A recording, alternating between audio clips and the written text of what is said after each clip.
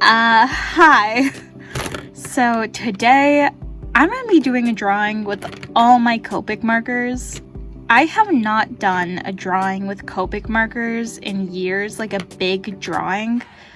Full disclosure, I did remove all the dead markers from here because there's quite a few that had like no ink, and I felt like that wouldn't be fun to draw with. But fear not, I'm making it up to you guys and decided to torture myself even more, because if 100 Copic markers wasn't enough, we're adding my 30 set of Ohuhu markers. So there's probably about 170 markers here, and I have to use all of these to draw an image that looks decent. So I guess before I start coloring, I should probably go sketch something. Okay, I feel like to draw something with that many markers, I needed a big ass sheet of paper.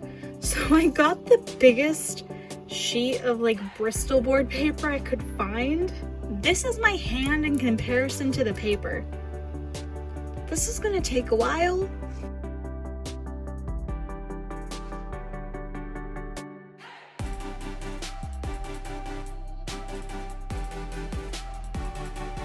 I just spent a solid 2 hours sketching this, but now I'm trying to decide, do I spend another 2 hours inking it or just go in blind?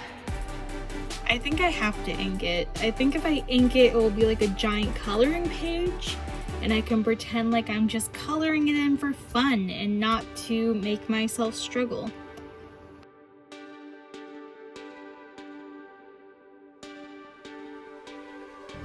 That took way longer than expected, and my head literally started bleeding while I was drawing this, so this drawing is already killing me before I even started coloring. So let's go to the Copic markers now. Welcome to the voiceover section of this video. So every time I post my Copic markers on social media, people say I must be rich because I have all these markers and they're really expensive. But I want to say that's the furthest thing from the truth. I'm going to give you guys a little bit of a story time in this video.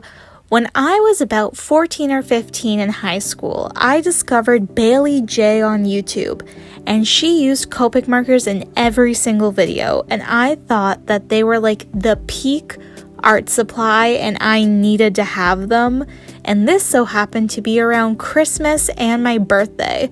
My birthday is the day after Christmas, so people always give me like loads of gift cards because they don't know what to get me. And this year I happened to have so many Michaels gift cards. So December 26th, I begged my mother to drive me to the local Michaels in the middle of a snowstorm, and I spent about $250 worth of Michaels gift cards on just Copic markers. And I used those things to death. I bought about I think 40 markers, and they were all I drew with. And they died so quickly, and I ended up having to buy Copic refills for them, which costed me even more money. So if you're thinking of buying alcohol-based markers, don't be an idiot like me. Back in those days, there wasn't very many options for alcohol-based markers. There was like 2 or 3 that were around the same price as Copic markers. But now there are so many different brands that are just as good as Copic markers, but way cheaper. I bought all these expensive markers, and then as I went down the road on my art journey, I realized that I don't like using markers as much anymore, and now I just have this case full of expensive markers that are just sitting there, and I don't feel okay selling them because they're still like all scratched up because sometimes my dog bites them. If you want some good alcohol-based markers that are like on the cheaper side and work really well, I would recommend Ohuhu markers. I use some of them in these videos, and honestly, they're just as good. No hate to Copic, their markers are amazing, they're just very unaffordable. I feel like Copic markers were really trendy in like 2014, 2015. I would always see all the art YouTubers using them, but now I feel like watercolor has become really trendy because you see all the really big art YouTubers doing these wonderful watercolor paintings, but not many people do Copic art anymore. I find that really funny because just like how there's trends in like normal YouTube, there's also trends in art YouTube. Like there was those trends where everyone was doing the 1 marker challenge, the 3 marker challenge. People were drawing really tiny. People were drawing really big. And I think there was a section of YouTube where like spending $1,000 on art supplies became really popular, which I hate because I think that kind of promotes the idea that you need really expensive art supplies to make good art. Which you don't. I literally have a video on this channel of me drawing with Crayola watercolor paints, and I think it looks almost identical to my normal watercolor paintings that I use expensive watercolor paints on. Speaking of expensive though, I should probably talk about this drawing that has about $100 worth of Copic ink in it. So I went into this drawing having a really clear vision in my head on how to begin. I wanted her to have really pretty dark skin with like a red lip and then this blue hair. And once I got there, I had no idea what to do with the rest of the colors. I think the colors that stumped me the most were the violets and the magentas, because they were just very harsh and I felt like it didn't go with the very earthy theme of this drawing. So I ended up just using it on her shirt and some of the jewelry on her face.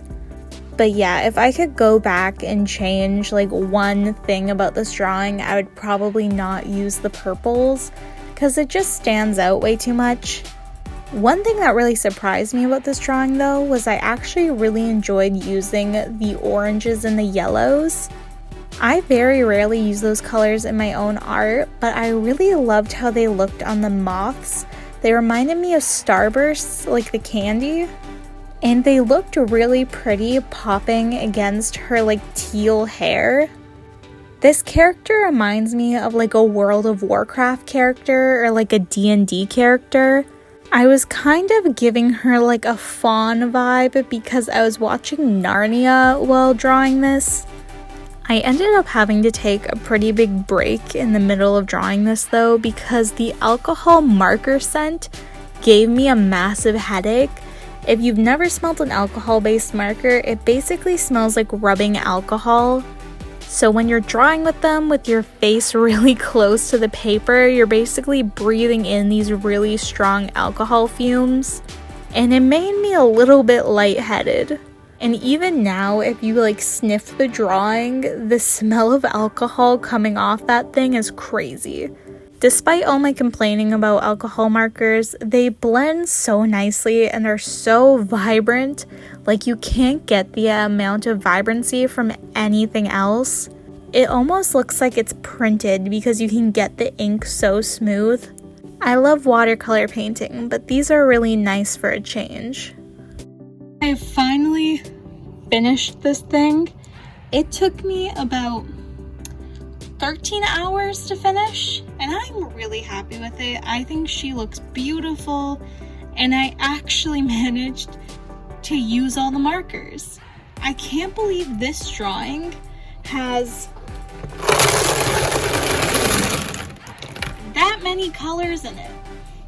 Literally, this drawing was made with about 170 markers.